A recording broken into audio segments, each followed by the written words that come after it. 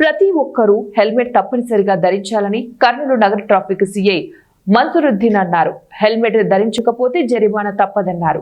జిల్లా ఎస్పీ విక్రాంత్ పాటిల్ ఆదేశాల మేరకు కర్నూలు డీఎస్పీ బాబు ప్రసాద్ సూచనల మేరకు కర్నూలు పట్టణంలో ద్విచక్ర వాహనదారులు ప్రతి ఒక్కరూ హెల్మెట్ తప్పనిసరిగా ధరించాలని ట్రాఫిక్ సిఐ మన్సూరుద్దీన్ తెలిపారు.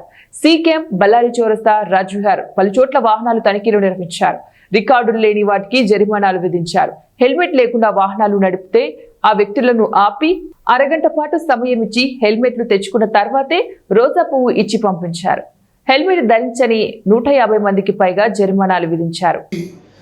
వివిధ టీములు రాజ్విహార్, సి క్యాంపు, బల్లారి చౌరస్తాలో కూడీల్లో నిలబడి హెల్మెట్ మీద అవగాహన మరియు హెల్మెట్ కంపల్సరీ అనేది 3-4 రోజుల నుంచి మనం పేపర్లు వేస్తున్నాము, వాట్సాప్లో పెడుతున్నాము, గ్రూప్లో పెడుతున్నాము. ఈరోజు అందరినీ ఆపేసి వాళ్ళకు హెల్మెట్ రోజా పువ్వు ఇవ్వడం జరిగింది.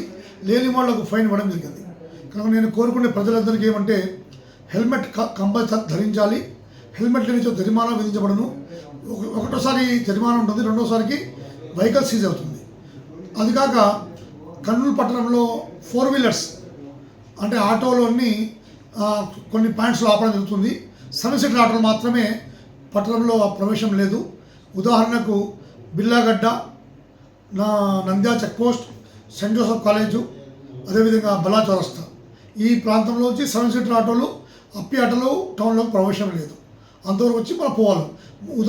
ఉదయం 9 నుంచి సాయంత్రము 6 వరకు ఈ వెహికల్స్కు ప్రవేశం లేదు.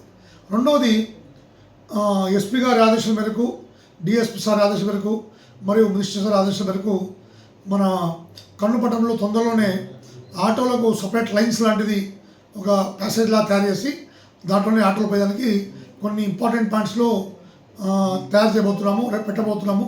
దానికి ప్రజలతో సహకరించి ట్రాఫిక్ అంతరాయం లేకుండా ఫ్రీ ఫ్లో ఆఫ్ ట్రాఫిక్కి ప్రజలందరూ సహకరించమని, ప్లస్ ప్రతి ఒక్కరూ హెల్మెట్ ధరించమని మేము